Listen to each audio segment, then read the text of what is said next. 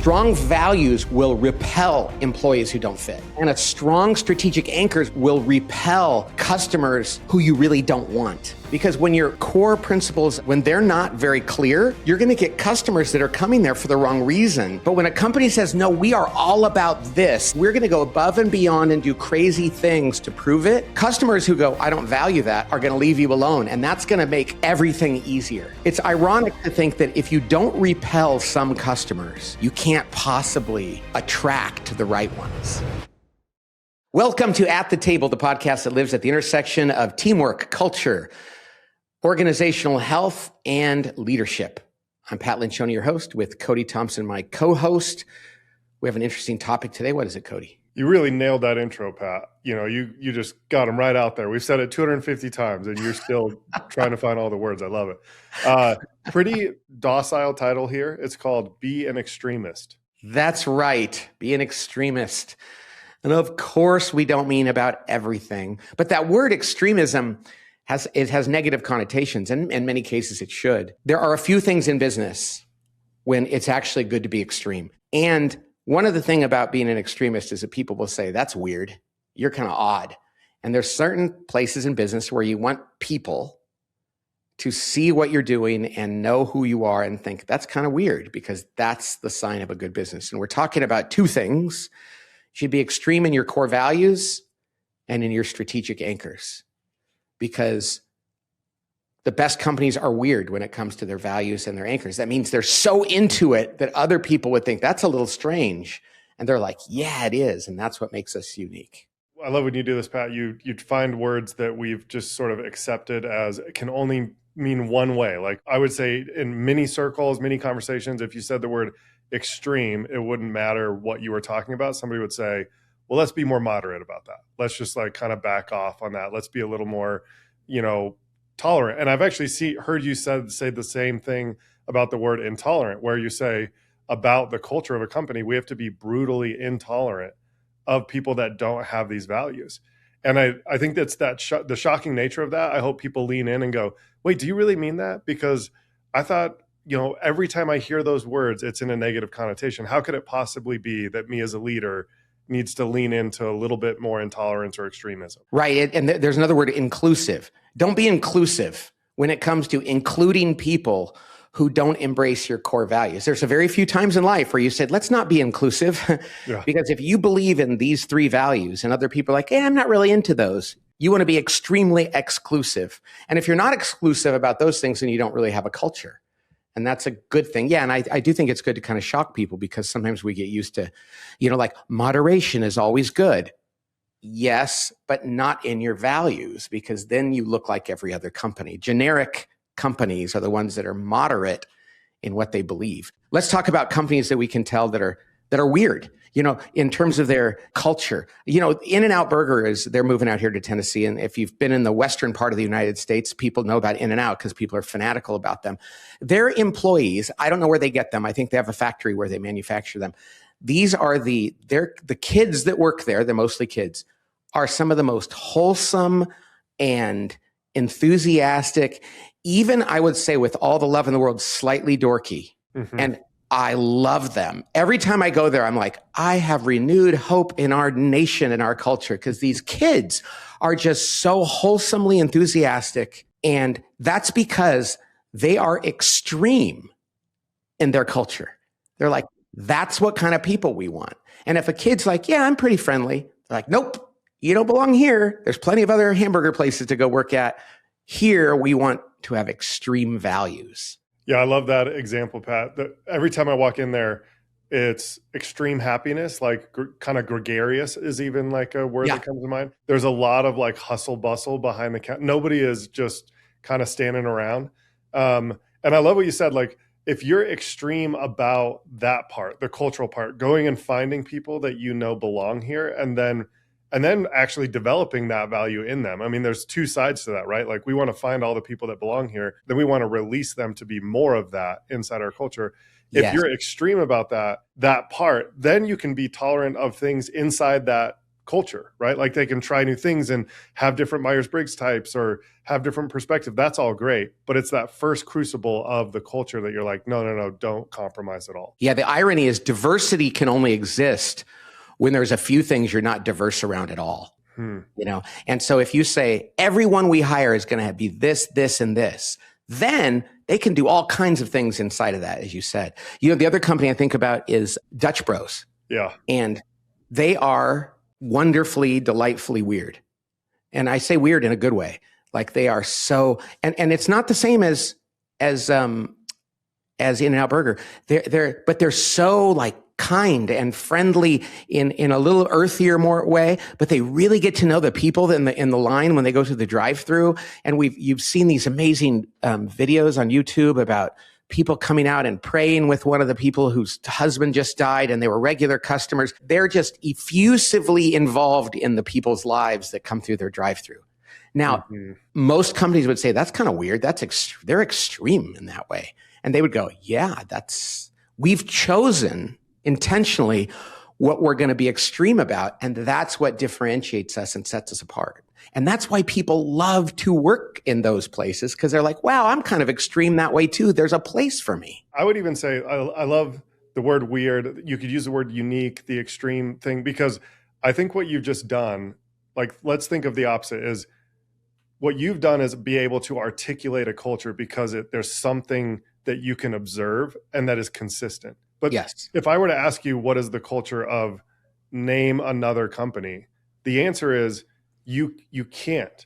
You can't right. really even start to like distinguish their artifacts because they weren't that serious about being extreme about hiring people with this value system.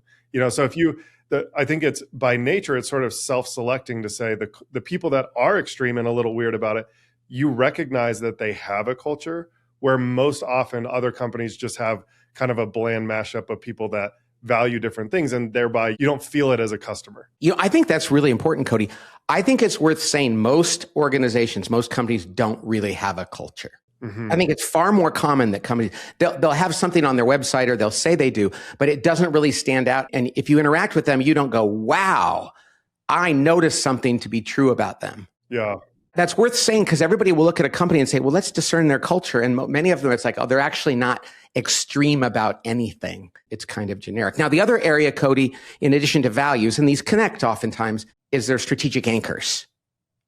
And that is, are they so clear and intentional about what differentiates them from others operationally, strategically, that it's kind of weird? Let me do this real quick back, because I know there's a bunch of Advantage fans here who know all 6 critical questions, right? Yes. So we say values, and we know intuitively, and many of the listeners know, that in your book, The Advantage, the first question is, why do we exist? The second question is, how do we behave, right? And that's what we mean, like 3 or 4 core virtues and values that you look for in people that you hire, that you celebrate inside your organization.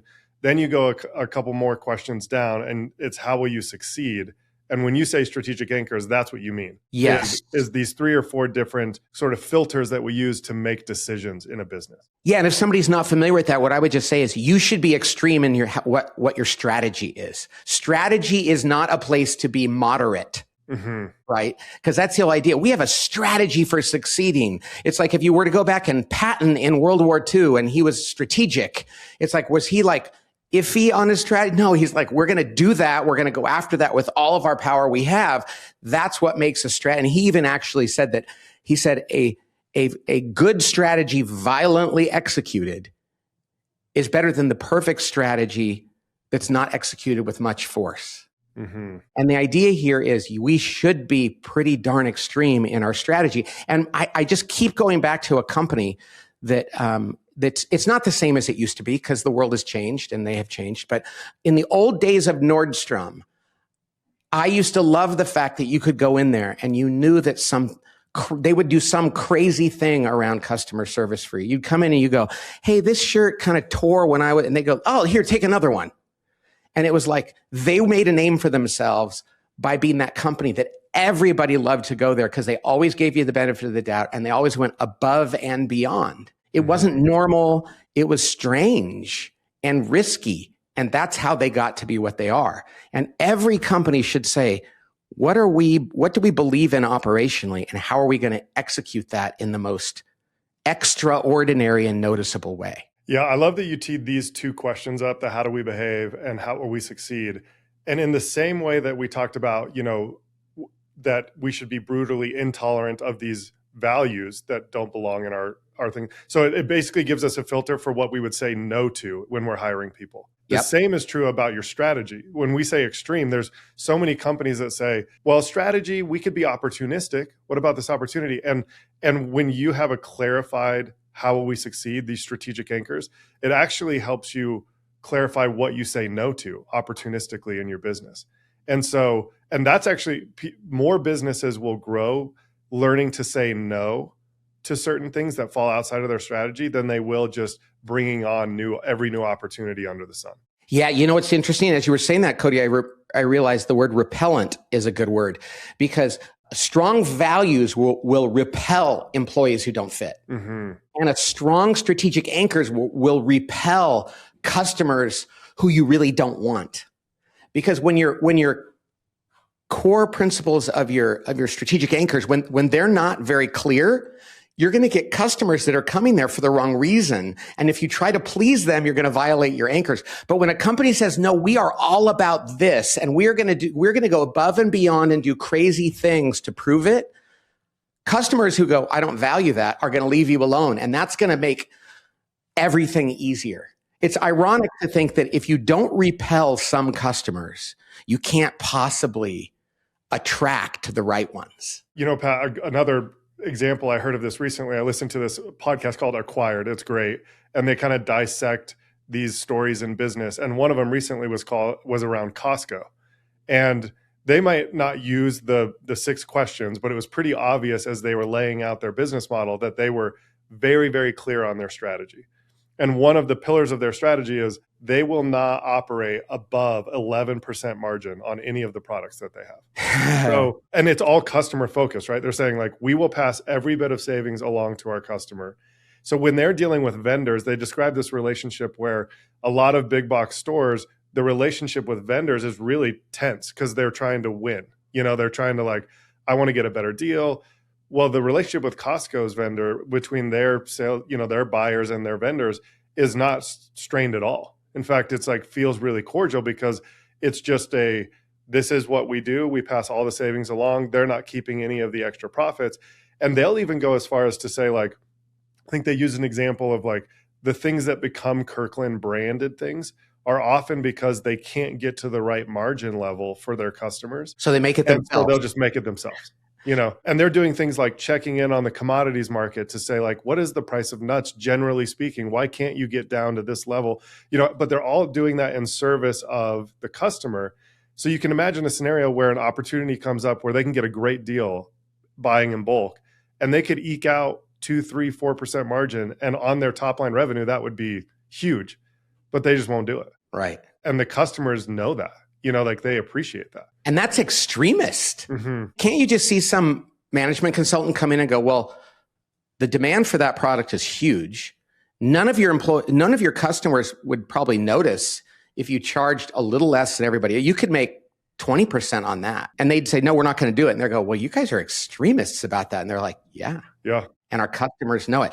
I thought about this. There's 2 examples. There was this church where the pastor got up years ago and said to everybody, hey, we're really serious about volunteering here. And so when you come to this church, we want you to find something to volunteer in. And if you don't want to, that's okay. You probably drove by 3 other churches to get here. You could go to any of those churches. And people, can you just see no, don't repel anyone. But it's then what happens is the people who want that are going to say, I'm going to go to that one. To be great at something, you have to be willing to lose something. In our business in the early days, we're no longer a consulting firm. We have a consulting firm. Table Group Consultants are great, where it's 50 of them around the world. But in the early days, I remember we've always had this idea of mission over money. It's we are there to transform our clients. It's not about us, it's about them. And one of the principles of that is giving away the business. And that means if it's not the right thing, don't keep the client for their sake. And so I remember somebody came into our business and they looked at what we were doing, and we literally were going to a client to say to them, we think we should be charging you less, because we don't think you're using us enough. And we were like planning to go in and work with, and somebody said, why are you doing that? That's nuts. That's the whole idea, is that you're actually taking in more than you're putting out. And we said, no, that's so antithetical to us. So we go to the client and we tell them that. And you know what the client says to us is like, oh no, we thought we needed to pay you more because we weren't paying you enough for what you are doing. So we agreed with our client that if they ever thought we weren't doing enough, they would tell us to lower our rates. And if we ever thought we were doing too much for them, we would they wanted us to raise our rates. We wanted them to lower our rates. That's weird. That is so weird. And it's how we built our business, and we don't ever want to change that. But I think, Pat, it just reinforces the conversation we're having, because I think this is what's so unique. If you think of like the bubble of intolerance that we're talking about, like you can only let people into your organization that value the same things. If your value, and I'm not saying it was at that time, but there was a certain sense of generosity that was present in that interaction with your client. And you only really want clients who are also so seemingly generous, as well. Like there's some symbiotic relationship. When you let one person into a group of 8 or 9, where 9 people are generous and one person is selfish, it actually changes the behavior of everybody else in the bubble. Yep. And I think like when you walk into In-N-Out, if there were one lazy, mean person, then everybody starts looking around thinking like, well, I guess maybe I could do less because they're not doing too much. There's this like human dynamic where that's kind of what you're creating. And you're doing that with your customers as well, to say, hey, and I love the church example, like, hey, if you don't want to volunteer here, we don't want half of our congregation to leave on Sunday, because it sends a message to the people that are volunteering. And so, Exactly. Yeah, it sort of like is a self-fulfilling prophecy that if you get the right people with the right values together, it spurs them towards those values in a unique way. Yeah. So when we say you should be extreme and weird and over the top in your core values and in your strategic anchors, in your strategy, you should also be extreme in your willingness to repel people. Mm-hmm. And if you're not losing customers or not losing employees because your extremism is not repellent to them, then it's probably not extreme enough. Yeah, I like that. And I don't think we need to say any more. We might repel some people. Be an extremist in the right things, All right. Thanks for joining us. Next time, I'm going to remember the 4 things: culture, teamwork, leadership, and for next time, organizational health. See, always miss one of them. All right, everybody. We'll talk to you next time on At the Table. God bless.